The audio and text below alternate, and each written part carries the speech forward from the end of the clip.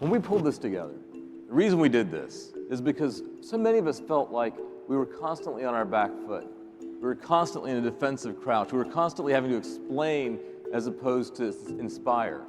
And so we thought, how can we not be on our back foot anymore, but rather reclaim the narrative? How do we become the protagonist of our own story again? And how do you tell that story? And so what we did in pulling this together is bring together these 70 people. And let me just tell you about two of them. One is the Speaker of the House of West Virginia, is a member of this task force. The other is a state senator from New Jersey, who happens to work at the Princeton Plasma Lab. The Speaker of the House of West Virginia, as you can imagine, is a Republican, because I think there's about 91 Republicans and 9 Democrats in the House of Delegates in West Virginia. He's also a chemist.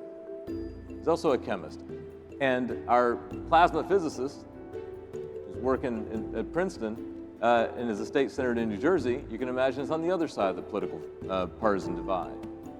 They agree on this.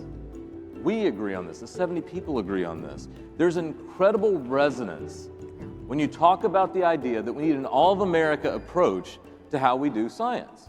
When you talk about the fact that the same things of investment in basic research and in bringing along domestic talent, in opening up the idea of being a beacon to other places in the world, that is compelling in West Virginia, it's compelling in New Jersey, it's compelling in Texas, and it's compelling in California.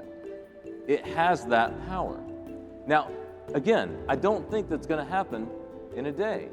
It requires hard work. It requires telling that story, and it requires painting a vision for the country that says this is what an all-of-America approach can do for us in the sciences, and that it's good for the world as well. And that is not something that you take lightly. It's not something you do with lack of energy. It's something that you do over the course of time, and it will take years, and it will not be perfect, and it won't be exactly what we described in this. Let's start the argument.